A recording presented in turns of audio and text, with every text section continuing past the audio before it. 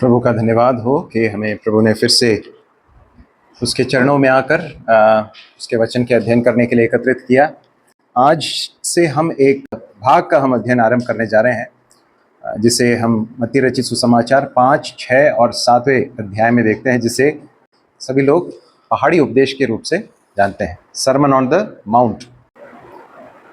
इसमें बहुत सारी ऐसी शिक्षाएं दी गई हैं जिन्हें देखकर लोगों ने अलग अलग निष्कर्ष निकाले हैं इस पहाड़ी उपदेश के बारे में, है ना।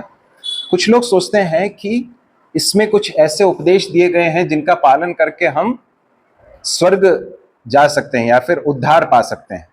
कुछ लोगों की यह धारणा है। क्या धारणा है? कि इन शिक्षाओं का पालन करके हम क्या पा सकते हैं? उद्धार पा सकते हैं।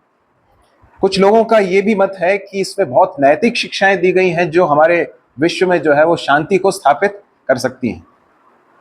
और कुछ लोग ये मानते हैं कि ये हमारे लिए है नहीं, ये जो है इजराइल के लोगों के लिए है जिनके लिए परमेश्वर ने परमेश्वर के राज्य की बातें की हैं। चौथे अध्याय के 17वें पद को निकाल लीजिए। मत्ती रचित सुसमाचार चौथे अध्याय के 17वें पद को हम पढ़ेंगे। क्या लिखा है वहां पर? उस समय से यीशु प्रचार करना और ये कहना आरंभ किया कि मत फिराओ क्योंकि स्वर्ग का राज्य निकट आया। अब यहाँ पर प्रभु यीशु मसीह ने प्रचार करना आरंभ किया करके लिखा है। क्या प्रचार करना आरंभ किया? कि मन फिराओ क्योंकि स्वर्ग का राज्य निकट है। प्रभु यीशु मसीह के प्रचार का एक बहुत अहम जो थीम है, विषय है, वो क्या है मालूम है? परमेश्वर का राज्य, द किंगडम ऑफ गॉड। परमेश्वर का राज्य, स्वर्ग का राज्य, इन दोनों को प्रभु यीशु मसीह ने समानार्थी रूप से प्रयोग किया है। परंतु ये जो एक थीम है, ये जो विषय है, इसे आप बार बार सुन सकते हैं। प्रभु यीशु मसीह ने इसके विषय में कई बार बताया, और यदि आप देखें तो करीब 126 बार प्रभु यीशु मसीह ने इसका प्रयोग किया। और मत्ती रचित सुसमाचार में ये जो राज्य शब्द है वो कम से कम 55 बार आया है। तो यदि आप प्रभु यीशु मसीह के प्रचार को देखें, फिर आगे जाकर यदि आप शिष्यों को या जो प्रेरित हैं उनकी शिक्षाओं को देखें, उनके प्रचार को देखें, तो उन्होंने भी इस एक बड़े विषय के ऊपर प्रचार किया था, है ना। तो इस बात को मन में रखना है कि प्रभु यीशु मसीह प्रचार करना आरंभ कर रहे हैं, सेवा कर रहे हैं, और उनकी सेवकाई में उनके सार्वजनिक प्रचार का एक मुख्य विषय क्या है? परमेश्वर का राज्य। ठीक है, मुझे आप बताइए कि जब प्रभु यीशु मसीह कह रहे हैं मन फिराओ, परमेश्वर का राज्य निकट है, मुझे बताइए राज्य कब होता है? किसे राज्य कहते हैं? राज्य किसको कहते हैं? एक भौगोलिक एक भाग है जिस पर एक व्यक्ति राज्य करता है, तो उसको क्या कहते हैं? उस स्थान को राज्य कहते हैं, उस व्यक्ति का राज्य कहा जाता है। सही है। तो यहां पर हम देखते हैं कि प्रभु यीशु मसीह परमेश्वर के राज्य की बारे में कह रहे हैं कि परमेश्वर का राज्य निकट आया है। प्रभु यीशु मसीह ये भी कहते हैं कि स्वर्ग का राज्य तुम्हारे बीच में है। तो इसका मतलब यह है, प्रभु यीशु मसीह कह रहे हैं कि परमेश्वर का राज्य निकट है। स्वर्ग का राज्य, परमेश्वर का राज्य, एक ही अर्थ है। परमेश्वर का राज्य निकट है। राज्य कब कहा जाता है? जब एक राजा होता है। मत्ती जो है, ध्यान से सुनिए इस बात को, मत्ती जो है उसने प्रभु यीशु मसीह को किस रूप में प्रस्तुत किया, आप जानते हैं? एक राजा के रूप में प्रस्तुत किया है। तो इसलिए मत्ती रचित सुसमाचार में ही हम राजा, राज्य, परमेश्वर का राज्य, स्वर्ग का राज्य, इस तरह के शब्दों का दोहराव हम अनेक बार देख सकते हैं। अगर ये जो पहाड़ी उपदेश दे रहे हैं, इसका उद्देश्य क्या है, इसमें क्या बातें बताई जा रही हैं, उसको समझने के लिए जरूरी है कि ये परमेश्वर का राज्य जो थीम है, जो विषय है, इसे हम अच्छी तरह से जरा पहले समझ लें। यदि आप उत्पत्ति की पुस्तक में आ जाए तो सबसे पहले आरंभ को हम देख सकते हैं ना। उत्पत्ति की पुस्तक हर बात के आरंभ को हमें बताता है। पहले अध्याय के 26 और 27वें पद को पढ़िए। देखिए यहां पर परमेश्वर के राज्य का आरंभ हम देख सकते हैं, या फिर मनुष्यों के बीच में परमेश्वर के राज्य का आरंभ यहां पर हमें दिखाई देता है। क्या हो रहा है यहां पर? परमेश्वर ने सारी सृष्टि को बनाया, और उसके बाद पृथ्वी पर रहने के लिए परमेश्वर ने किसे बनाया? मनुष्यों को बनाया। मनुष्य को कैसे बनाया परमेश्वर ने? कैसा लिखा है यहां पर? अपने ही स्वरूप और अपनी ही समानता में परमेश्वर ने बनाया। कैसे बनाया मनुष्य को? मनुष्य को परमेश्वर ने जिस तरह से बनाया वो बाकी सारे सृष्टि के जो जीव हैं, जंतु हैं, उन सबसे भिन्न है। यदि हम ताकत में जो ताकत की बात करें या फिर विराटता की बात करें, तो मनुष्य से कई कद में या फिर ताकत में बड़े बहुत सारे जीव जंतुओं को परमेश्वर ने बनाया है ना। लेकिन मनुष्य को परमेश्वर ने उन सबसे भिन्न बनाया है। क्यों, किस तरह से हम कह सकते हैं? यहां लिखा है परमेश्वर ने कैसे बनाया? अपने ही स्वरूप और अपनी ही समानता में बनाया। इसका मतलब यह है कि परमेश्वर ने मनुष्य को सबसे विशेष बनाया है, अपनी सृष्टि के क्राउन के रूप में या सृष्टि के मुकुट के रूप में बनाया। और क्या लिखा है यहां पर?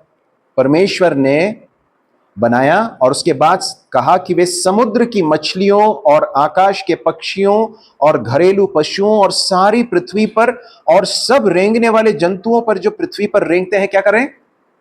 क्या करें? अधिकार रखें। अब देखिए, इस बात को समझिए, परमेश्वर है जो सर्वाधिकारी है, सबके ऊपर अधिकार रखने वाला है, उसी ने सब कुछ बनाया है।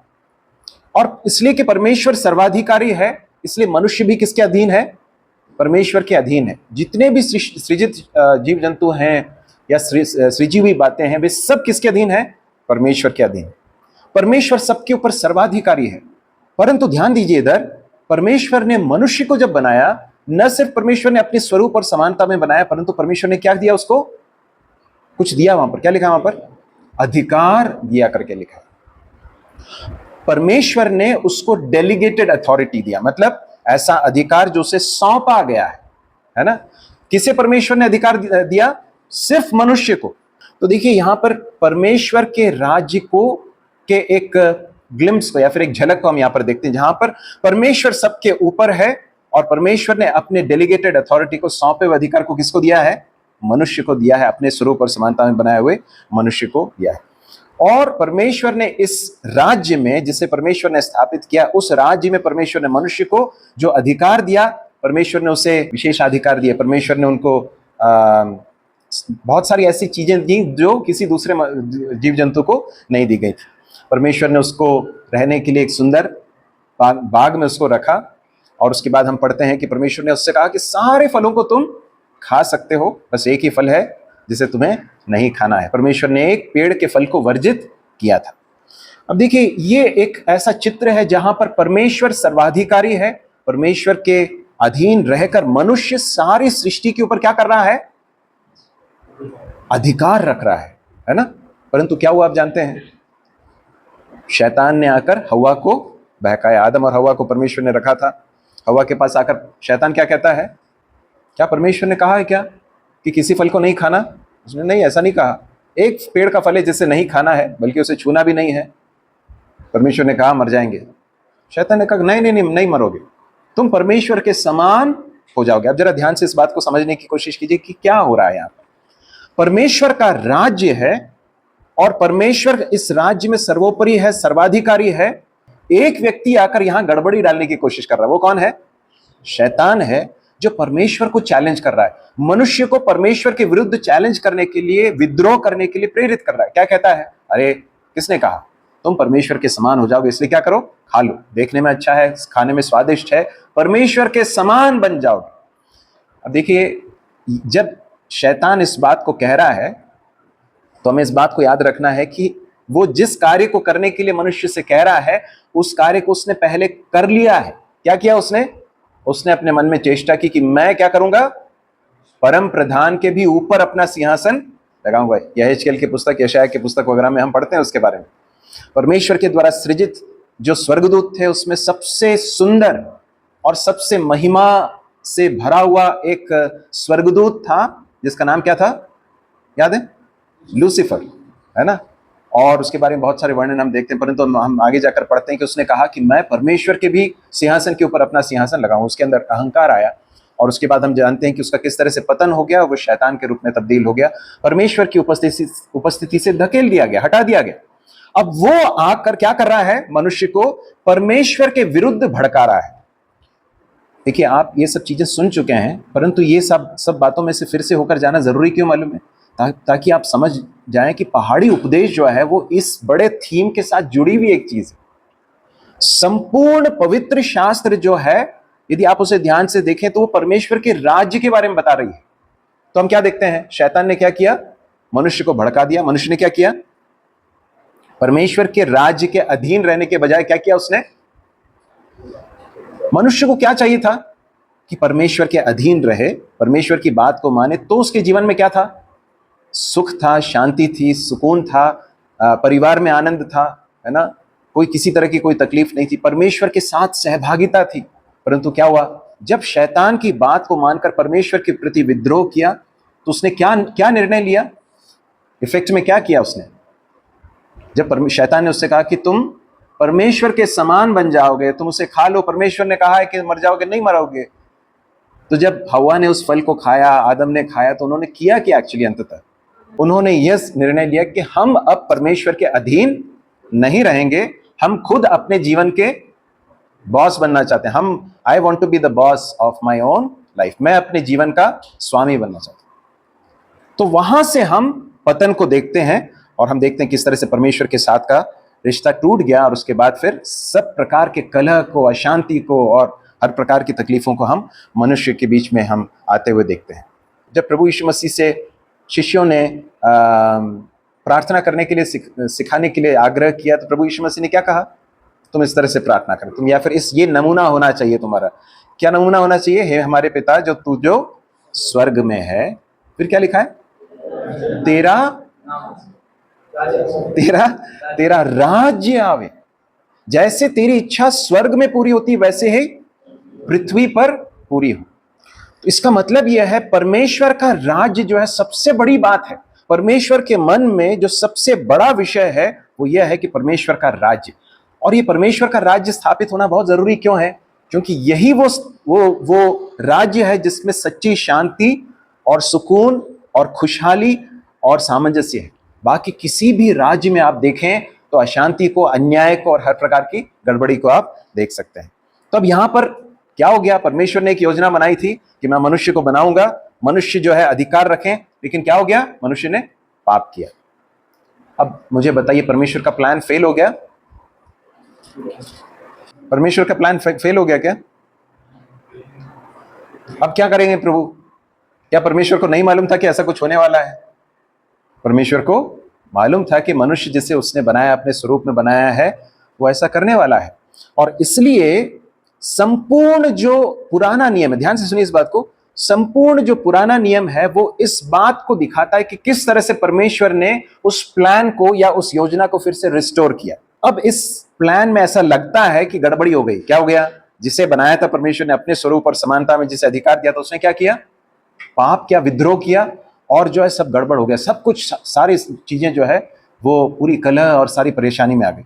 अब परमेश्वर क्या करेंगे? उसी बात को हम संपूर्ण पुराने नियम में हम देख सकते हैं, किस तरह से परमेश्वर उस प्लान को रिस्टोर करते हैं या उस योजना को फिर से क्रियान्वित करते हैं। और उसके लिए परमेश्वर ने एक व्यक्ति को चुना। अब मुझे बताइए वो कौन है व्यक्ति? हाँ, इब्राहिम। एक व्यक्ति को परमेश्वर ने चुना, उसका नाम था इब्राहिम, और परमेश्वर ने उसे बुलाया और उसने कहा कि तू मेरे पीछे चल और मैं तुझे एक स्थान दूंगा, तुझे एक बहुत बड़ी जाति बनाऊंगा। और उसके बाद क्या कहा? तेरे द्वारा पृथ्वी की सभी जातियां आशीषित होंगी। हम जब बाइबल पढ़ते हैं, ध्यान से सुनिए इस बात को, हम जब बाइबल पढ़ते हैं तो कई बार हम टुकड़ों में पढ़ते हैं, हमें समझ में नहीं आता कि इसका पूरा स्टोरी लाइन क्या है ना। यदि आप कोई वीडियो देख रहे हैं, यदि आप उसके बीच में से किसी हिस्से को देखेंगे, पहले आगे पीछे नहीं देखा आपने, तो आप उसके अर्थ को समझ पाएंगे क्या? नहीं। या फिर एक पुस्तक, एक कहानी की किताब है समझ लिए, उसके किसी बीच में से किसी एक चैप्टर को आप पढ़ेंगे तो आपको पूरा पिक्चर मिलेगा क्या? नहीं। शुरू से लेकर अंत तक जब आप पढ़ेंगे तब बीच के हिस्से जो है उसका अर्थ जो है हमें समझ में आएगा। संपूर्ण पवित्र शास्त्र जो है उसमें परमेश्वर का ये जो थीम है, क्या है? परमेश्वर का राज्य। ये एक बहुत बड़ा थीम है। परमेश्वर राजा है, परमेश्वर महाराजाधिराज है, और परमेश्वर का राज्य जो है वो स्थापित होगा। जब मनुष्य ने पाप किया तो परमेश्वर ने क्या किया? उस प्लान को रिस्टोर करने के लिए क्या किया? फिर से एक व्यक्ति को बुलाया जिसका नाम इब्राहिम है। और परमेश्वर कहता है मैं तुझे बड़ी जाति बनाऊंगा। अब कई लोग सोचते हैं कि परमेश्वर ने इजराइल को, अर्थात इब्राहिम के वंशजों को परमेश्वर ने एक विशेष स्थान दिया कि वो लोग चुने हुए लोग हैं, यहूदी लोग जो हैं वो परमेश्वर के द्वारा चुने हुए लोग थे, हम तो नहीं हैं, और उन्हें जो है विशेष अधिकार दिया गया। और यहूदी लोग भी ऐसा सोचते थे कि हम तो बड़े सुपीरियर लोग हैं और बाकी लोग सब कैसे हैं? घटिया लोग हैं। परंतु हम जब इब्राहिम के साथ परमेश्वर की गई वाचा को जब हम ध्यान से पढ़ते हैं, परमेश्वर क्या कह रहे हैं? मैं तुझे आशीष दूंगा और तेरे द्वारा पृथ्वी की सारी जातियां क्या होंगी? आशीष पाएंगी। जो तुझे आशीष देंगे वो आशीष पाएंगे, जो तुझे श्राप देंगे वो श्रापित होंगे। क्या है परमेश्वर का प्लान? मनुष्य को परमेश्वर ने बनाया, उस अदन की वाटिका में रखा। जब उसने पाप किया, परमेश्वर ने अपनी योजना को छोड़ नहीं दिया, परमेश्वर उसे कंटिन्यू कर रहे हैं। कैसे कर रहे हैं? एक व्यक्ति को बुलाते हैं इब्राहिम, और उसके द्वारा परमेश्वर एक बहुत बड़ी जाति को बनाते हैं। क्या उद्देश्य है? परमेश्वर, ध्यान से सुनिए इस थीम को, जो है ना, इसे समझना जरूरी है। आज जो है हम सर्मन ऑन द माउंट के सिर्फ परिचय को देखने वाले हैं। परमेश्वर का उद्देश्य क्या था इजराइल को बुलाने के पीछे? क्या उद्देश्य था आप जानते हैं? परमेश्वर आसपास के सारी जातियों को, सारे विश्व के लोगों को यह बताना चाहता था कि यदि तुम परमेश्वर के राज्य को देखना चाहते हो तो कहां देखो? कहां देखो? किसे देखो? इजराइलियों को देखो। क्योंकि वहां पर कौन राजा है? परमेश्वर राजा है। बाकी सारी जातियों में मनुष्यों को राजा बनाया जाता था, परंतु इजराइलियों का राजा कौन है?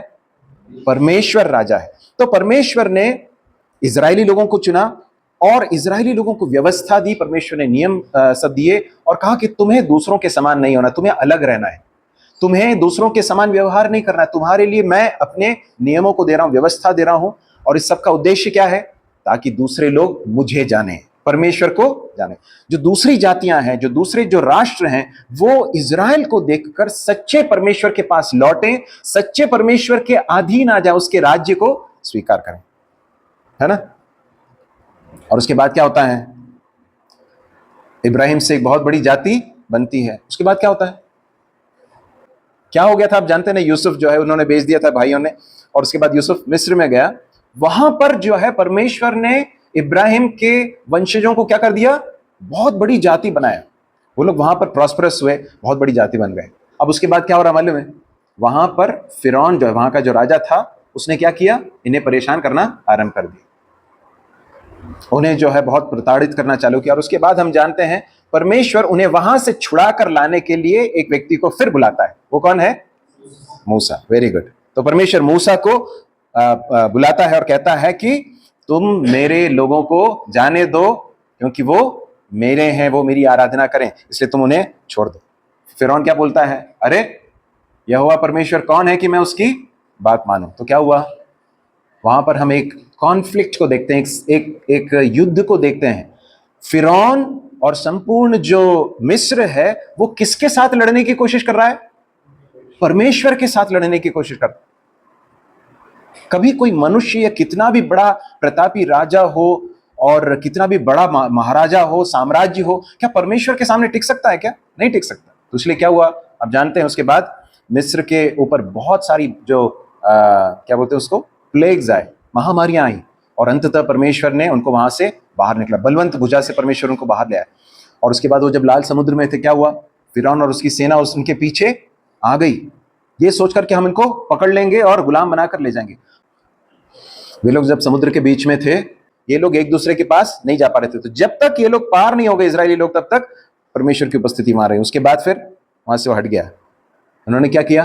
उन्होंने देखा कि इतना सब हो रहा है, भैया समुद्र को दो भाग में कोई कर सकता है? नहीं हो सकता। ये अपने आप में इतनी बड़ी घटना है। उसके बाद भी फिरौन ने अपने हृदय को कठोर करके उनका पीछा किया। हुआ क्या? सब के सब डूबकर मर गए।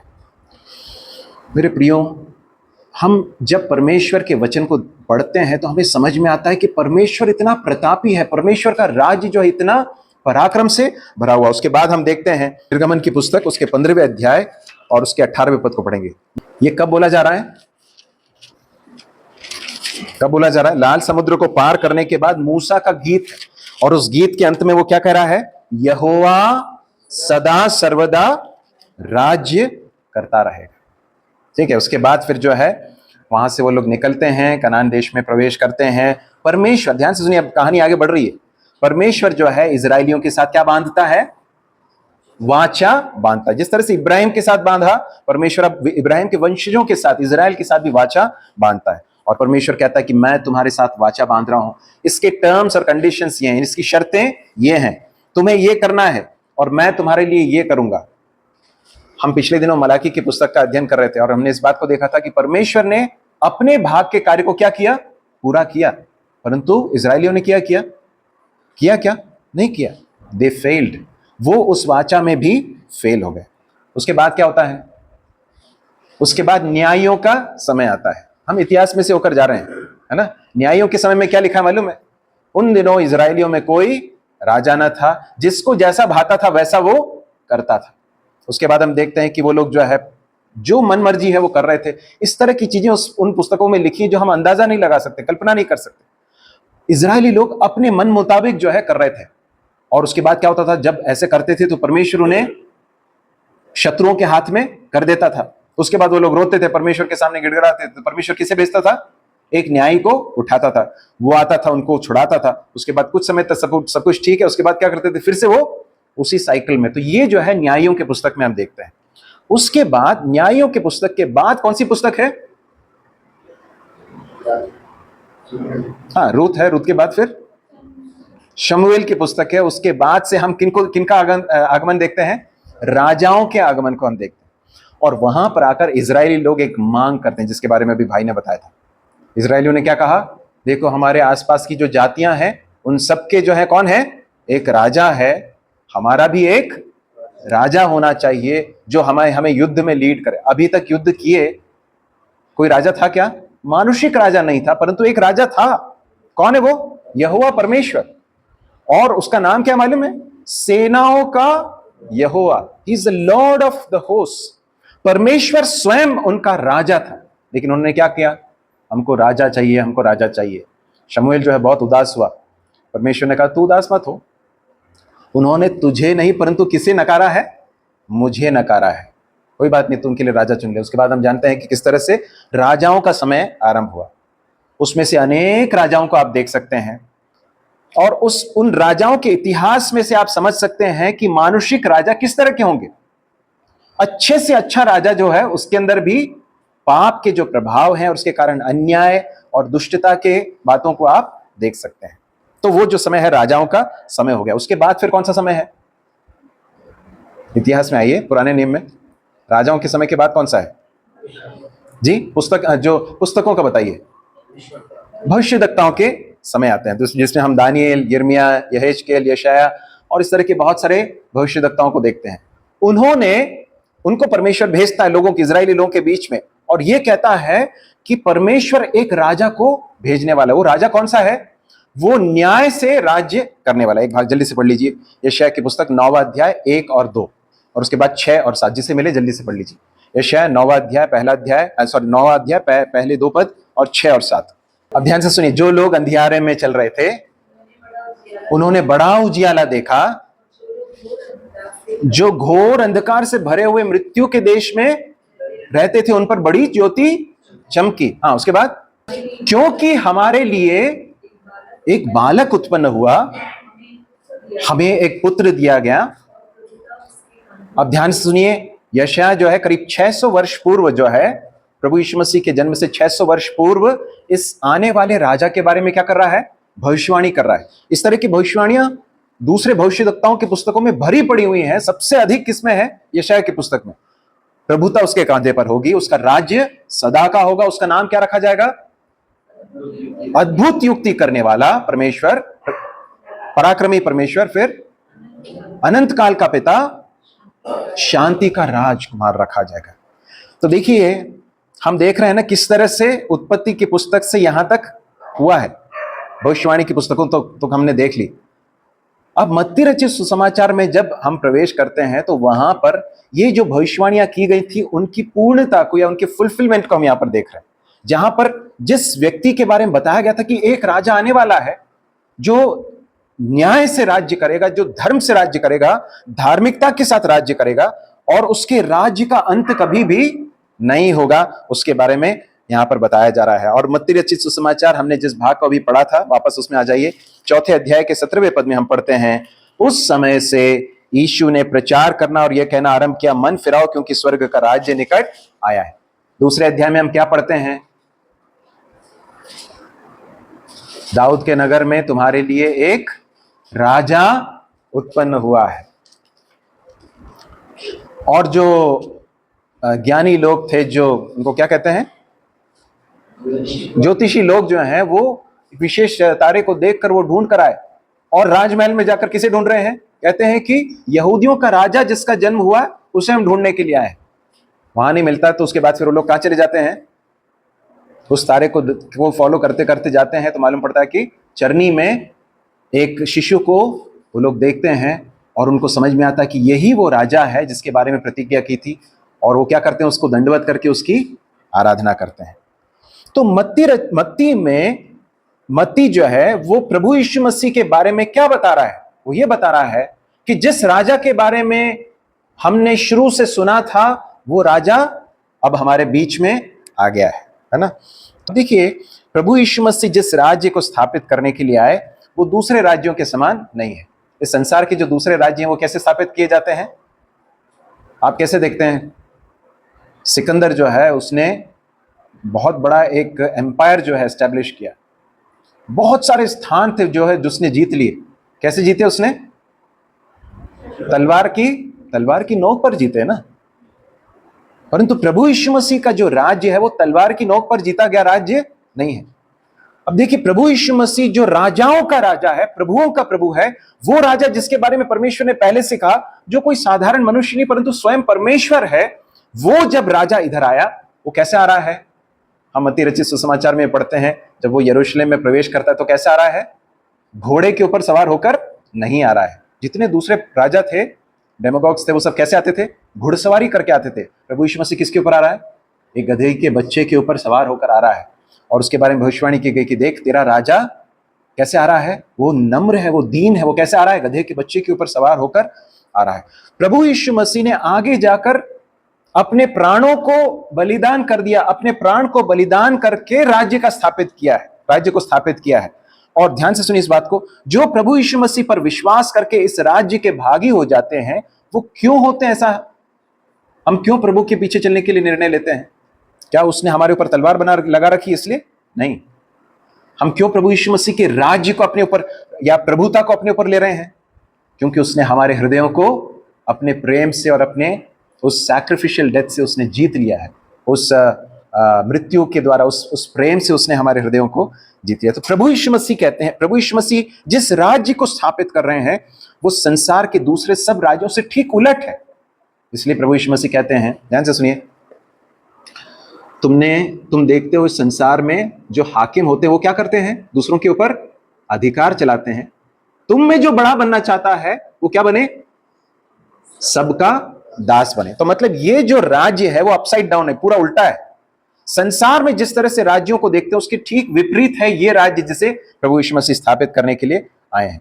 और अंत में हम इसी राजा को क्रूस पर बहुत बुरी तरीके से निंदित किए जाते हुए, अपमानित किए जाते हुए, मारे जाते हुए, उसके सिर पर सोने का मुकुट नहीं परंतु कांटों का मुकुट रखे हुए देखते हैं। उसके हाथ में वो लोग एक छड़ी दे देते हैं, उसके मुंह पर थूकते हैं और उसे क्रूस पर चढ़ाकर मार डाल देते हैं।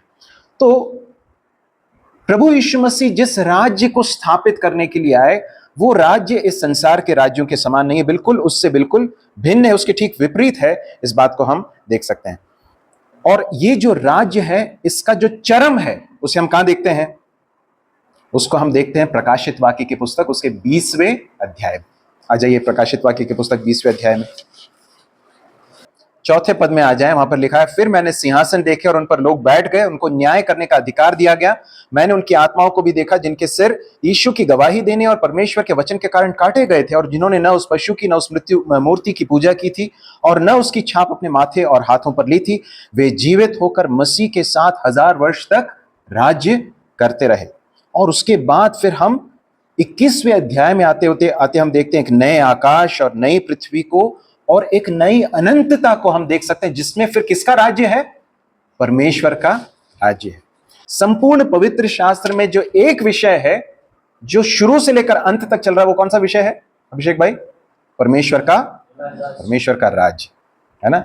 मनुष्य ने भले ही परमेश्वर के विरुद्ध पाप किया, शैतान ने भले उसको डीरेल करने के लिए, उसको पटरी से दूर करने के लिए शैतान ने प्रयास किया, परंतु परमेश्वर का राज्य कभी भी असफल नहीं होगा। परमेश्वर अंततः अपने राज्य को स्थापित करेंगे। अब जरा ध्यान से सुनिए इस बात को। मत्ती अंततः कहना क्या चाहता है? वो ये कहना चाहता है इस सरमन ऑन द माउंट में प्रभु यीशु मसीह को जिस तरह से वो प्रस्तुत कर रहा है, वो ये कहना चाहता है कि परमेश्वर ने मनुष्यों को जिन्होंने पाप किया था और जो परमेश्वर के राज्य से छीने जाकर किसके राज्य में चले गए थे? शैतान के राज्य में चले गए थे। अब क्या कर रहा परमेश्वर? अपने पुत्र के द्वारा, उस राजा के द्वारा क्या कर रहा? उनको फिर से छुड़ा रहा। कुलुसियों की पत्री पहले अध्याय में हम पढ़ते हैं, उसने हमें अंधकार के वश से छुड़ाकर अपने प्रिय पुत्र के राज्य में प्रवेश किया। परमेश्वर क्या कर रहे हैं? लोगों को शैतान के अधिकार से, पाप के अधिकार से, अंधकार के वश से छुड़ाकर किसके राज्य में लेकर आ रहे हैं? परमेश्वर के राज्य में लेकर आ रहे हैं। अब ध्यान से सुनिए, पहाड़ी उपदेश किनके लिए मालूम है? या विश्वासियों के लिए नहीं है। ये किसके लिए है? उनके लिए है जो इस राज्य का भाग बन चुके हैं, जिन्होंने प्रभु यीशु मसीह को अपने राजा के रूप में ग्रहण कर लिया, जिन्होंने स्वीकार कर लिया, उसके राज्य को, उसकी प्रभुता को अपने ऊपर ले लिया है, उनके लिए है। एक समय हम किसके राज्य के अधीन थे? शैतान के अधीन थे, उसके राज्य के अधीन थे। और इसलिए इफिसियों की पत्री हम पढ़ते हैं, एक समय उसकी इच्छा पूरी करते थे, अपने मन की इच्छाएं, पाप की इच्छाएं पूरी करते थे और उस अंधकार के हाकिम के अनुसार चलते थे। पहाड़ी उपदेश में प्रभु यीशु मसीह क्या कह रहे हैं मालूम है? वो कह रहे हैं, एक समय तुम अंधकार के राज्य के लोग थे, वश में थे, उस तरह से व्यवहार करते थे। अब तुम्हें किसके समान व्यवहार करना है? परमेश्वर के राज्य में जो लोग आ गए हैं उनके समान तुम्हें व्यवहार करना, कंडक्ट करना है। तो ये जो पुस्तक है, या सॉरी 5, 6 और 7वां जो अध्याय है, जिसे हम पहाड़ी उपदेश कहते हैं, वो उसको नटशेल में कहें या सार में कहें तो ऐसा कह सकते हैं कि ये राज्य के जो लोग हैं, परमेश्वर के राज्य में जो ऑलरेडी आ चुके हैं, उनके आचरण के लिए बताया गया है। उनका आचरण कैसा होना चाहिए, उनकी भावनाएं कैसी होनी चाहिए, इस बात को वो बताता है। मैं आपको एक चीज बताना चाहता हूं। क्या आपने इस भाग को पढ़ा है? क्या इस पहाड़ी उपदेश को पढ़ा है अपना? पढ़ते समय आपके मन में क्या लगा है? आपको लगता है क्या कि हमने इसका पालन किया है? लगता है क्या? हर बार ईमानदारी से यदि हम इसे पढ़ेंगे तो कई बार हमें समझ में आता है कि हम कितने विफल हो जाते हैं, है ना? इसमें जो स्टैंडर्ड्स बताए गए वो कितने ऊंचे हैं और हम कितने उसमें विफल हो जाते हैं। हम यहाँ पर आ रहे थे तो एक घटना हुई, जो है सिग्नल तोड़ते हुए एक लड़की जो है 2 व्हीलर में आई और जो है अचानक से सामने आ गई। तो मैंने बोला ये क्या कर रहे हो, सिग्नल नहीं है तुम्हारा? तो जो है वो बहुत गुस्सा होकर जो उसने गाड़ी रोक दी और उसके बाद फिर जो है भरा भला बुरा जो है वो कहने लगी। तो जो है भले ही मैंने बहुत ज़्यादा रिएक्ट नहीं किया, परंतु मुझे ऐसा बाद में फील हुआ कि मेरे अंदर जो एक क्या बोलना चाहिए, एक क्रोध और इरिटेशन जो है वो कुलबुला रहा था एकदम। प्रभु यीशु मसीह ने जो पहाड़ी उपदेश दिया है ना, उसको यदि हम वास्तव में अपने जीवन में अगर लागू करने के लिए हम देखेंगे तो हमें समझ में आएगा कि हम कितने उससे दूर हो जाए, हमारा आचरण उससे कितना दूर है ना। और मैं सोच रहा था कि इस स्टडी को लेने के लिए मैं आ रहा हूँ और उसके विरुद्ध आचरण मेरे हृदय के अंदर, मेरे मुंह से जो है वो दिखाई दे रहा है। मैं प्रभु से माफ़ी मांग रहा था। मेरे प्रिय भाई और बहनों, मैं आपको एक चीज़ बताना चाहता हूँ कि ना, हम जब इस पुस्तक का, इस भाग का, इस विषय का अध्ययन करने जा रहे हैं, हमें बहुत परमेश्वर के सामने नम्र और दीन होने की ज़रूरत है कि प्रभु हमें बदले। परमेश्वर का उद्देश्य इस भाग से क्या है? यह है कि जो परमेश्वर के राज्य में आ चुके हैं उनका आचरण दूसरे लोगों के समान नहीं होना चाहिए। कई बार हम लोग अपने आचरण को इस तरह से जस्टिफाई करते हैं कि भाई ऐसे ही तो सभी लोग कर रहे हैं।